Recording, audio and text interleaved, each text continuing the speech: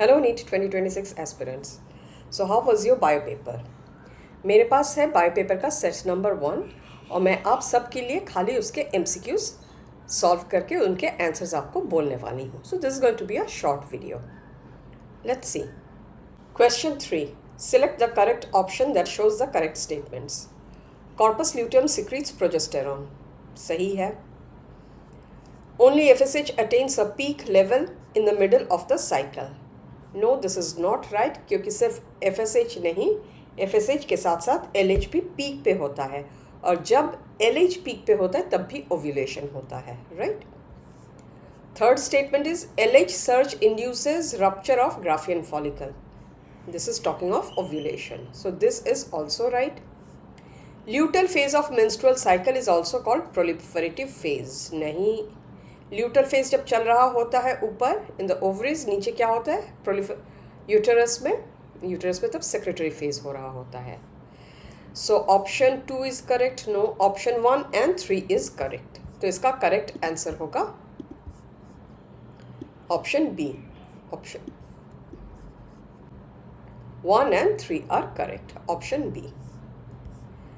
Select the mismatched pair. Mega diversity countries in the world 12. Genetically different strains of rice in India less than 1000. No. Robert May's estimation of global species diversity 7 million species worldwide.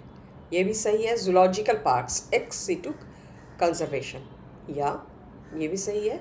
सो गलत कौन सा है? Genetically different strains of rice इतना कम नहीं है, इससे बहुत ज़्यादा है. So the correct mismatched pair यहाँ option B is the correct answer, right. So students, those who are watching, please give the correct number for this in the comment section. आप कमेंट्स में लिख के बताइए कि genetically different strains of rice India में कितने हैं. Pomato was produced by fusing protoplasts of tomato and potato, pomegranate and tomato, pomegranate and potato, pomegranate, potato and tomato. Nahi, tomato and potato, right? This is the right answer, option A. In an ecosystem, different species occupy different levels and vertical distribution of species is found. This is called stratification, layering, fragmentation, population. बहुत ही easy सवाल है. Stratification, direct NCERT line, right. Which of the following sacred groves is found in Meghalaya? Jaintia hills, Bastar, Chanda, Surguja. The correct answer is Jaintia hills. In the following figure 2 ways of pairing of homologous pair of chromosomes are shown. Which of the following phenomena is expressed? ना बच्चों, अगर आप इसको बहुत ध्यान से देखेंगे then you can see कि यहाँ पे ए कैपिटल बी है, स्मॉल ए स्मॉल बी है. So when they are segregating A B, यहाँ पे कैपिटल ए के साथ स्मॉल बी है और स्मॉल ए के साथ कैपिटल बी है.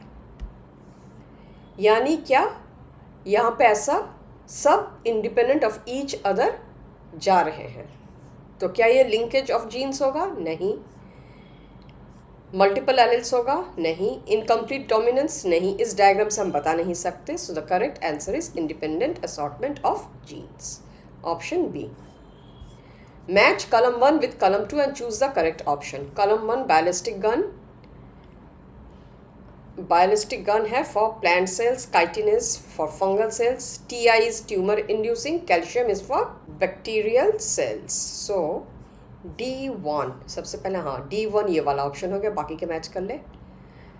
C2 yes, B4A. So the correct option is C. Okay, correct option is C. ये आगे पता नहीं क्यों स्ट्रेच हो नहीं रहा. Anyways, question number 10. The idea of use and disuse of organs for evolution of organisms was proposed by Charles Darwin, Thomas Malthus, Hugo de Vries, Lamarck. Correct option is Lamarck. Very easy, right? Which of the following statements about plasmids is incorrect? तो students, मैं फिर से बोलूँगी, आप जब भी ऐसा questions attempt करें, you please look for the word उन्होंने करेक्ट पूछा है या इनकरेक्ट पूछा है. Okay. Plasmids have the ability to replicate within the bacterial cell. This is right.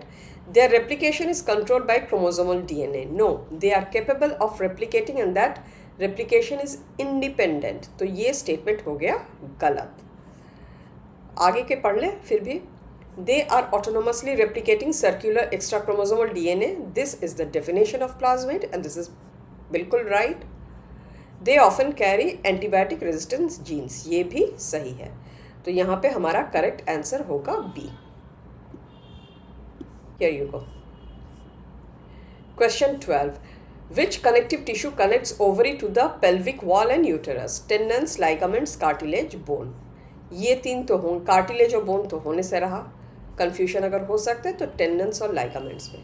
But आपने पढ़ाई बहुत अच्छे से की है. अगर नहीं भी करेंगे तो भी आपको पता चलेगा कि tendon is between the muscles and the skeleton, यानी the bones. Must. For tendons, remember the word must. M-U-S-T. Muscle, skeleton, tendon. तो यहाँ पे the correct answer is ligaments. Option B. ये आ गया assertion and reasoning. So first one.